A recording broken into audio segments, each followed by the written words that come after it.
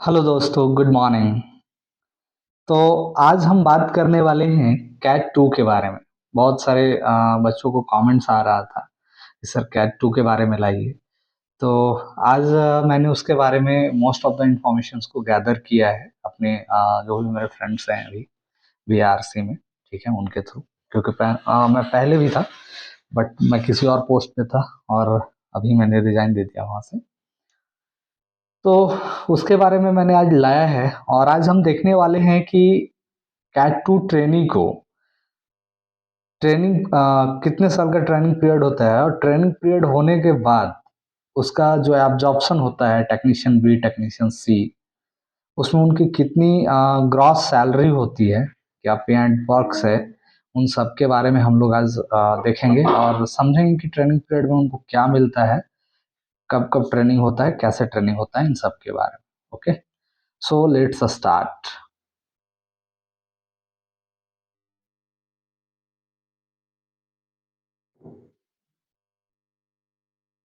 तो चलिए हम लोग सबसे पहले बात करते हैं कि कैट टू ट्रेनिंग। तो आपका जो सिलेक्शंस होता है वो सिलेक्शन होता है, या तो आप आईटीआई हैं 10+2 विथ आईटीआई, या पीसीएम या पीसीबी हैं, मतलब आप फिजिक्स केमिस्ट्री मैथ या फिजिक्स केमिस्ट्री बायोलॉजी से हैं, तो आपको as a technician, plant operator और लैब टेक्नीशियन के रूप में आपका वहाँ सिलेक्शन होता है। उसके लिए 3 प्रोसीजर होता है: stage 1, stage 2 and stage 3। Stage 1 and 2 exam होता है और स्टेज 3 आपका स्किल टेस्ट होता है। अभी आप सब लोग स्किल टेस्ट दे चुके होंगे और इंतजार कर रहे हैं कुछ बच्चे ज्वाइनिंग्स का। तो may be as soon as possible हो जाता है, कभी कभी 3 महीने के अंदर हो जाता है, कभी 6 महीने लगता है। तो आप 3 से 6 महीने के बीच का आइडिया ले लीजिए कि उस दौरान आपको जो है ज्वाइनिंग हो जाएगी। तो चलिए मान लेते हैं कि सबसे पहले अगर आप ज्वाइनिंग करने जाते हैं तो क्या होगा।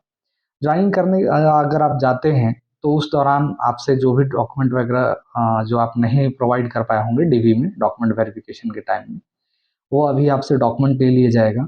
साथ में आपसे एक बॉन्ड भरवाया जाएगा। वो बॉन्ड जो है वो होता है कि आपका जो ट्रेनिंग खत्म होने के 3 साल के बाद तक आपको वहाँ सर्विस देना है। अगर मान लेते हैं कि कोई ऐसे बच्चे होते हैं जो ट्रेनिंग पीरियड में सर्विस नहीं दे पाते हैं, ट्रेनिंग पीरियड खत्म होने के बाद या बीच में ही छोड़ के जाते हैं, तो उनके लिए क्या प्रोविजन है कि आपको ट्रेनिंग पीरियड में जो भी आपको स्टाइपेंड मिला था, ठीक है, ट्रेनिंग पीरियड में जो भी स्टाइपेंड मिला था आपको वो रिटर्न करना होता है। और क्या रिटर्न करना होता है, उसके साथ आपको जो भी बुक अलाउंस वगैरह मिला होता है वो आपको रिटर्न करना होता है। अगर आप ट्रेनिंग पीरियड +3 इयर्स कर लेते हैं और उसके बाद छोड़ते हैं तो आपके लिए ये कोई बॉन्ड नहीं है, ये कोई इसमें कोई फर्क नहीं पड़ेगा, ये आपको छोड़ के जा सकते हैं आप, राइट। चलिए, तो अब हम बात करते हैं सबसे पहले कि भाई जाएंगे तो 2 साल का हमारा ट्रेनिंग होने वाला है। कितने साल का ट्रेनिंग होने वाला है? 2 साल का ट्रेनिंग होने वाला है। अब इन 2 साल के ट्रेनिंग में सबसे पहले हम बता दें आपको कि जो 6 महीने का जो ट्रेनिंग होगा वो आपको क्लासरूम प्रोग्राम होता है। क्या होता है? Classroom programme. 6 महीने आपको पढ़ाया जाएगा और 6 महीने के बाद, यानी कि जो आपका जो 1.5 ईयर बच गया, डेढ़ ईयर, करीब 18 मंथ, तो 18 मंथ के लिए आपको क्या किया जाएगा कि ऑन जॉब ट्रेनिंग दिया जाएगा। क्या दिया जाएगा? On job training. अब ये ऑन जॉब ट्रेनिंग क्या होता है? जैसे आपको जहाँ पर काम करना है, तो जो भी आपका काम रहेगा, जो भी आपका वर्क रहेगा, उस वर्क को सिखाया जाएगा। हर एक जो है हर एक ट्रेड के जो आईटी के जो ट्रेड के बंदे होते हैं उन सबका अलग अलग जॉब होता है। अगर कोई फिटर हैं या मशीनिस्ट हैं, टर्नर हैं, तो उनसे रिलेटेड उनके जो वो भी जो भी पढ़े हैं उनसे रिलेटेड उनका जो वर्क प्रोफाइल है उससे रिलेटेड उनको काम दिया जाता है। कभी कभी थोड़ा बहुत जो है वर्क प्रोफाइल में चेंजेस हो सकते हैं, इट में भी वहाँ जाने के बाद, तो वो अलग चीज़ें हैं। तो इसमें आपका 6 महीने का जो है क्लासरूम प्रोग्राम हो गया और 18 महीने का जो है वो आपका हो जाता है ऑन जॉब ट्रेनिंग। और ये 18 महीने का जो ऑन जॉब ट्रेनिंग कहाँ होता है? ये जहाँ आपकी पोस्टिंग होगी। अब आपकी पोस्टिंग कहाँ होगी? तो आपकी पोस्टिंग ऑल ओवर इंडिया में, जहाँ पे भाभा एटॉमिक रिसर्च सेंटर के जो भी आपके ट्रेनिंग सेंटर्स हैं, सॉरी ट्रेनिंग सेंटर बोल रहा हूँ, जो भी आपका वर्किंग प्लेस है वहाँ पर आपका जो है ट्रेनिंग होगा। और वो 18 महीने का ट्रेनिंग होगा, फिर वहीं आपकी फाइनल पोस्टिंग हो जाएगी। अब ये तो था कि भाई ट्रेनिंग में 2 साल का ट्रेनिंग पीरियड होगा, वो पोस्टिंग हो जाएगी और वही प्लेस पर पोस्टिंग हो जाएगी। तो लेकिन अब हम जानते हैं कि इस दौरान जो ट्रेनिंग है, ट्रेनिंग के दौरान हमारा पेमेंट कितना मिलेगा, ठीक है, अकोमोडेशन क्या होगा, मेडिकल फैसिलिटीज क्या होगा और अदर अलाउंसेस वगैरह क्या हैं, उन सब के बारे में जानते हैं। तो सबसे पहले अगर हम पेमेंट की बात करें तो पहले जो पेमेंट था इस बैच, अभी जो 2024 में जो बैच ज्वाइन करने वाला है, उससे पहले जो था वो 10,000 और 12,000 था। लेकिन इस बार जो होने वाला है वो होने वाला है 20,000। कितना होने वाला है? 20,000 पर मंथ, फर्स्ट ईयर के लिए। सेकेंड ईयर के लिए जो होने वाला है वो 22,000 होने वाला है। कितना होने वाला है? 22,000 पर मंथ। इसमें आपका हो सकता है कि मेडिकल फैसिलिटीज जो आपको दिया जाता है उसमें थोड़ा सा कुछ आपको कट किया जाए, डिडक्शन किया जाए, तो माइनर डिडक्शन होता है, उससे घबराने वाली बात नहीं है, वो 400-500 रुपये कटेंगे, उससे ज़्यादा नहीं कटते हैं। तो ये हो गया फर्स्ट ईयर के लिए और ये हो गया आपका सेकेंड ईयर के लिए। अगर आप बात करें अकोमोडेशन का, तो अकोमोडेशन में चुमरी अकोमोडेशन बोलता है, मुंबई में क्या बोलता है लोग? चुमरी अकोमोडेशन या शेयरिंग बोलते हैं। उसमें होता क्या है कि आपका कोई भी रेसिडेंशियल क्वार्टर्स दे दिया जाएगा जो कि 1 BHK का होगा, है ना। तो 1 BHK में एक बेडरूम, एक हॉल, एक किचन, एक बाथरूम रहता है, लैट्रिन वगैरह रहता है। तो उसमें क्या होगा कि 2 बच्चे हॉल में और 2 बच्चे सॉरी बेडरूम में रहेंगे। यानी कि ओवरऑल कहा जाए तो एक रूम में जो है वो 2 बच्चों को दिया जाता है, ठीक है। आपको बेड वगैरह सब रहेगा वहाँ पे, तो आप उसमें रह सकते हैं आसानी से। वो है अकोमोडेशन। अगर हॉस्टल फैसिलिटी प्रोवाइड करता है तो ठीक है, नहीं लेकिन अभी तक लास्ट बैच तक तो हॉस्टल फैसिलिटी प्रोवाइड नहीं किया है, और आई होप सो कि इस बैच को भी हॉस्टल फैसिलिटी जो है नहीं प्रोवाइड करेगा, चांस कम है। ओके, आगे हम बात करते हैं मेडिकल फैसिलिटीज का। तो मेडिकल फैसिलिटीज की अगर हम बात करें तो मेडिकल फैसिलिटीज में वहाँ होता है CHSS, contributory health service scheme होता है। उसके through only for candidate, only for किसके लिए? कैंडिडेट के लिए होता है। ये अदर्स को नहीं दिया जाएगा, उसके फैमिली वगैरह को मेडिकल फैसिलिटीज ट्रेनिंग के दौरान नहीं दिए जाते हैं, या एकोमोडेशन भी नहीं दिया जाता है। अभी तक तो नहीं दिया गया है और आगे भी नहीं ही दिया जाएगा, क्योंकि रूल्स जो है वो है, अभी तक कोई रूल्स में मॉडिफिकेशन नहीं हुआ है। हाँ, अगर अब मॉडिफिकेशन होता है तो मैं अपडेट करूंगा आपको। ओके, तो आप ये मान के चलिए, कुछ बच्चे पूछ रहे थे कि सर मैं मैरिड हूँ तो उनका अकोमोडेशन होगा क्या ट्रेनिंग के दौरान? तो नहीं, फैमिली का अकोमोडेशन नहीं होगा, सिर्फ आपका अकोमोडेशन होगा। मेडिकल फैसिलिटी भी जो है, CHSS कार्ड जो है वो सिर्फ आपका बनेगा। और इस मेडिकल फैसिलिटी की सबसे खास बात क्या है कि बार्क का अपना हॉस्पिटल है और अपना डिस्पेंसरीज है, तो आप आसानी से जा सकते हैं, आसानी से दिखा सकते हैं। बहुत अच्छी मेडिकल फैसिलिटी है वहाँ पे, आप दिखा सकते हैं। ओके, अदर्स का हम बात करें तो अदर्स में कुछ खास है नहीं। आपको बुक्स वुक्स का अलाउंसेस वगैरह मिल सकता है बुक्स परचेज करने के लिए, जो कि उसी से रिलेटेड होता है, और वो डिफाइन जो है BARC उसको डिफाइन करता है, राइट। चलिए, तो ये तो हो गया कि भाई हम ज्वाइनिंग में रहेंगे तो क्या होगा और कैसे होगा। अब हम बात करते हैं कि अगर मान लेते हैं कि ज्वाइनिंग के बाद ट्रेनिंग पीरियड कंप्लीट हो जाता है, तो ट्रेनिंग पीरियड कंप्लीट होने के बाद क्या होगा कि आपको एक इंटरव्यू देना पड़ेगा। क्या देना पड़ेगा? इंटरव्यू देना पड़ेगा। अब इस इंटरव्यू में क्या होगा ये मैं बता देता हूँ आपको। अगर आप इंटरव्यू देंगे, आपका परफॉर्मेंस जैसा रहेगा उस बेस पर कमिटी 2 चीजें डिसाइड करती है। एक तो ये कि टेक्नीशियन बी कौन बनेगा और टेक्नीशियन सी कौन बनेगा, राइट। अच्छा, इसके अलावा प्लांट ऑपरेटर, तो प्लांट ऑपरेटर जो है बाबू, वो प्लांट ऑपरेटर बनता है PCM वाले, और लैब टेक्नीशियन जो बनते हैं, ठीक है, जो लैब टेक्नीशियन होता है, लैब टेक्नीशियन जो बनता है वो बनता है PCB वाले, ठीक है, याद रखिएगा, लैब टेक्नीशियन जो है PCB वाले बनते हैं। ओके, अब इसमें होता क्या है कि ये जो दोनों पोस्ट है ये डिसाइड करता है कि कौन से बच्चे का इंटरव्यू का परफॉर्मेंस कैसा रहा। अगर आपका परफॉर्मेंस, आप मान के चलो कि 75%, एग्जैक्ट डाटा नहीं है इसका मेरे पास, बट एज पर कन्वर्सेशंस मैं बता रहा हूँ, जो कन्वर्सेशन हुआ है उसके अकॉर्डिंग, कि अगर 75% से एबव है तो टेक्नीशियन सी मिलने का चांस है, आपको टेक्नीशियन सी मिल जाएगा। और वो कमिटी में जैसा परफॉर्मेंस होता है तो डायरेक्ट आपको टेक्नीशियन सी मिलेगा जिसका लेवल 4 होता है। क्या होता है? लेवल 4 होता है। लेकिन टेक्नीशियन बी मिलता है तो क्या होता है कि अगर सबसे अच्छा परफॉर्मेंस रहा, उसको टेक्नीशियन सी नहीं मिल पाया, तो वैसे बंदे को 3 इंक्रीमेंट दिए जाते हैं। अगर उससे डाउन रहा तो 2 इंक्रीमेंट, उससे डाउन रहा तो 1 इंक्रीमेंट। अगर ओके रहा, जस्ट पास किया इंटरव्यू, तो टेक्नीशियन बी बस बना के छोड़ देते हैं, कोई इंक्रीमेंट नहीं होता है। अब ये इंक्रीमेंट क्या होता है ये समझ लीजिए।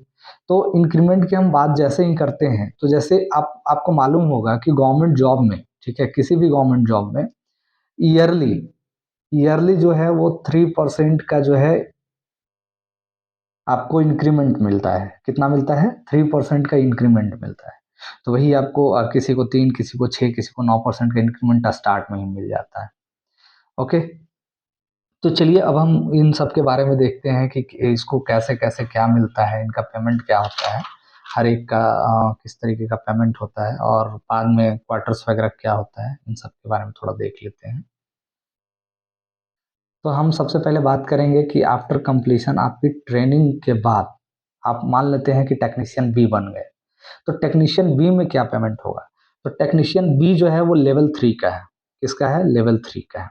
और इसका जो बेसिक सैलरी है बाबू, ठीक है, टेक्नीशियन बी का जो बेसिक सैलरी है, वो बेसिक सैलरी है आपका 21,700। कितना है? 21,700। ये है आपका बेसिक सैलरी। इसमें अभी HRA देख लीजिए, अभी करंट डेट के अकॉर्डिंग मैं बता रहा हूँ, अभी आज जो अप्रैल 2024 है, तो अभी तक जो है 27% है आपका, जो हाई क्लास सिटी होते हैं उनके लिए, जो सबसे कॉस्टली सिटीज में आता है, उन जैसे मुंबई जैसे शहरों के लिए, हैदराबाद जैसे शहरों के लिए जो है, वो जो आता है वो कितना परसेंट आता है? तो वो 27% आता है आपका HRA, राइट। HRA 27% आता है। और DA अभी जो है वो 50% है। इसका नोटिस आ गया है 50% होने का, तो DA आपका 50% रहेगा, ठीक है। उसके अलावा TA वगैरह होता है, तो ये करीब करीब 3600 या समथिंग ऐसे रहता है। TPT TA वगैरह अलाउंस रहता है। तो उसका एग्जैक्ट डाटा मेरे पास TA TPT का नहीं है कि कैट टू टेक्नीशियन का कितना मिलता है। तो ये सारी चीज़ें हैं।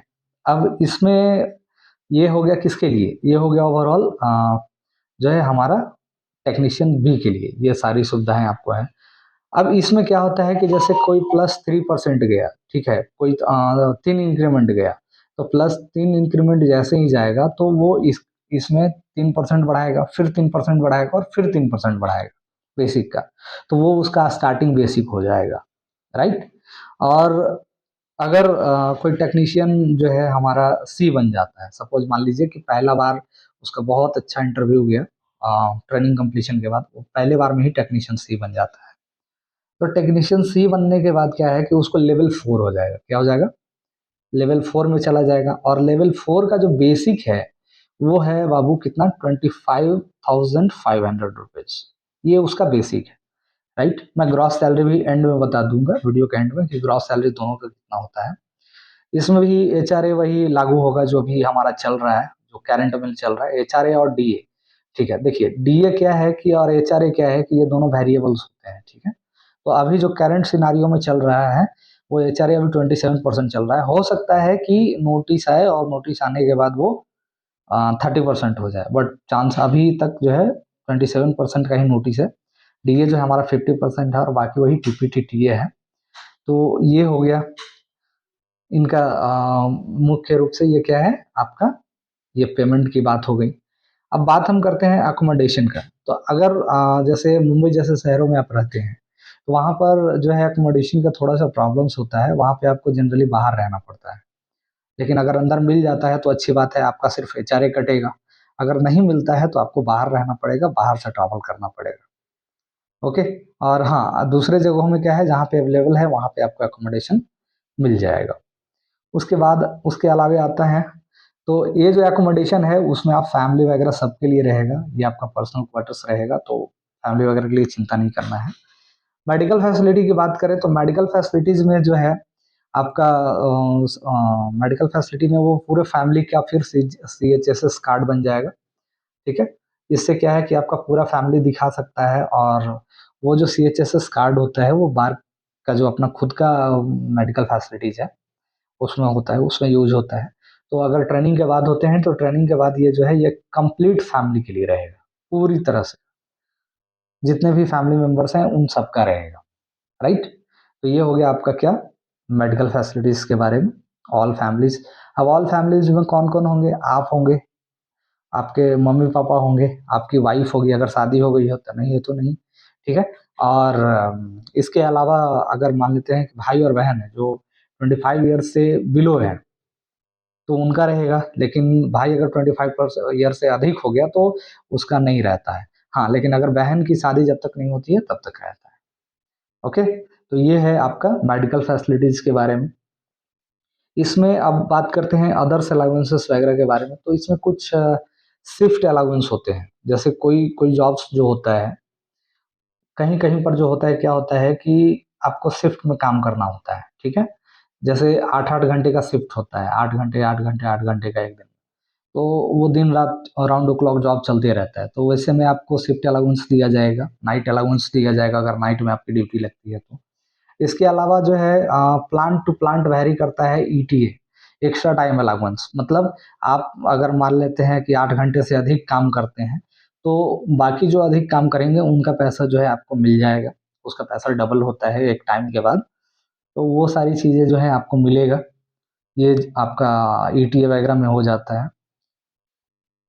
ईटीए वगैरह जो है वो सब जगह नहीं है, कुछ जगह पे है, कुछ जगह पे मिलता है, कुछ जगह पे नहीं मिलता है। तो ये हो गया आपका ईटीए। अब उसके बाद हम बात करते हैं कि कुछ जगह पे जो है आपका साइट अलाउंस भी है, अदर अलाउंसेस भी है, बट वो क्या है जनरली सबको नहीं होता है, इसलिए मैं ज़्यादा डिस्कस नहीं कर रहा हूँ उन सब के बारे में।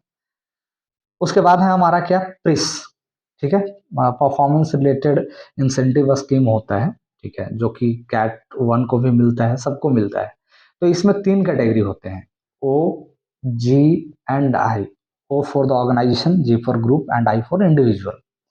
अब इसमें क्या होता है कि ओ और जी जो होता है आपका प्रोबेशन पीरियड खत्म होने के बाद होता है। अब ये प्रोबेशन पीरियड कितने साल का होता है, तो मैंने भी आपको बताया कि ट्रेनिंग खत्म हुआ उसके 3 साल तक प्रोबेशन पीरियड होता है। उसके बाद जो है आपको ये अलाउंस ओ एंड जी जो है मिलेगा। ओके, लेकिन आई जो होता है वो आफ्टर 1 प्रमोशन मिलता है, एक प्रमोशन के बाद जो है इंडिविजुअल वाला जो है मिलता है। ये एक्चुअली ये एग्जैक्ट सिनारियो है, एक वहाँ के जो कैट 2 ट्रेनी है वो कंप्लीट कर चुके हैं, उन्होंने ही ये डिटेल्स दिया था इसके बारे में। तो इसमें कंडीशंस क्या है ये समझ लीजिए थोड़ा सा, ठीक है, कि आपको ये जो बेनिफिट्स हैं वो मिलने के लिए आपको मिनिमम 200, कितना, 200 डे का जो अटेंडेंस होना चाहिए। अगर इससे कम है तो ये आपको प्रिस जो है आपको नहीं मिलेगा, ये 1 साल में है इतना। अब आपको बता दें कि ओ का जो परसेंटेज होता है वो 16% होता है, ठीक है, एज पर कन्वर्सेशन में बता रहा हूँ। ये 20% होता है, और ये जो होता है आपका 3 टाइम्स ऑफ इंक्रीमेंट, ठीक है, यानी कि जो बेसिक का जो आप 3-3% होता है ना, तो उसका 3 टाइम मिलता है, 3 टाइम्स, जितना भी आपका इंक्रीमेंट रहेगा 3%, ठीक है, उसका 3 टाइम। अब वो कैलकुलेट कर लीजिए, ये सारा जो कैलकुलेशन है वो बेसिक पर आधारित है, कि आपका जो बेसिक है उसके अकॉर्डिंग जो है ये सारी सुविधाएं आपको मिलेगी। ओके, चलिए, अब आपको बता दें कि जो है हमारा जो टेक्नीशियन बी है, ठीक है, और टेक्नीशियन सी है, तो जो +3 इंक्रीमेंट के साथ जाता है और सी होता है, इन दोनों का सैलरी में करीब 3K से 4K का डिफरेंस रहता है, बस इतना ही डिफरेंस रहता है। तो अगर आपका टेक्नीशियन B+3 भी मिल जाता है तो ज़्यादा निराश होने की ज़रूरत नहीं है ना। और अगर सी भी है तब तब तो भाई अच्छा है, बहुत अच्छा है। हालांकि कोशिश कीजिए कि आपका इंटरव्यू जो हो ट्रेनिंग के दौरान वो सी हो जाए, राइट, क्या हो जाए, सी हो जाए, जो कि आपको मैक्सिमम से मैक्सिमम प्रॉफिट मिले। अब बात करते हैं कि इसका ग्रॉस सैलरी कितना हो जाएगा सर। तो टेक्नीशियन बी का जो ग्रॉस सैलरी हो जाता है वो करीब हो जाता है 44,460, मतलब 44,460 हो जाता है। और टेक्नीशियन सी का जो ग्रॉस सैलरी हो जाता है बाबू वो 51,300 हो जाता है, राइट। तो ये एक आइडियल कंडीशन है, ठीक है। इसमें ये ग्रॉस सैलरी है, नेट सैलरी वैरी कर सकता है, आपका नेट सैलरी कुछ और भी हो सकता है। नेट सैलरी जो है कुछ डिडक्शंस करने के बाद आता है, तो इससे थोड़ा कम रहेगा। आप देख लीजिएगा कि कौन कौन से डिडक्शंस आपके हो रहे हैं। जैसे आपका अगर एचआरए नहीं लेते हैं, अगर आप क्वार्टर्स लेते हैं तो एचआरए डिडक्शन हो जाएगा। अगर आप उसका ट्रांसपोर्टेशन फैसिलिटी यूज करते हैं ऑर्गेनाइजेशंस का, तो वो आपको कट जाएगा। और आपका कुछ अमाउंट एनपीएस वगैरह में जाएगा, फिर आपका मेडिकल फैसिलिटीज में कुछ अमाउंट जाएगा। तो ये सब डिडक्शंस है। ओके। और बाकी अदर्स डिडक्शंस हो सकते हैं, वो डिपेंड करता है कि आपके, अच्छा इनकम टैक्स भी होता है। तो अभी उनका सैलरी इतना नहीं होता है टेक्नीशियन बी और सी का कि आपको स्टार्टिंग में इनकम टैक्स कटे। ठीक है, क्योंकि वो एक लिमिट जब तक 750 तक तो अभी न्यू वाले के अकॉर्डिंग है, जो न्यू स्लैब आया है इनकम टैक्स का, वो उसके अकॉर्डिंग तो भाई 750 तक आप सेव कर सकते हैं। तो उतना तक जाते जाते अगर उससे पार आपका होता है तब आपका इनकम टैक्स कटेगा, नहीं तो नहीं कटेगा। ओके। अगर आपको कैट टू से रिलेटेड या किसी और से रिलेटेड अगर आपको कोई डाउट है तो आप कमेंट बॉक्स में कमेंट ड्रॉप कीजिए, हम फिर उस पर भी वीडियो लाएंगे।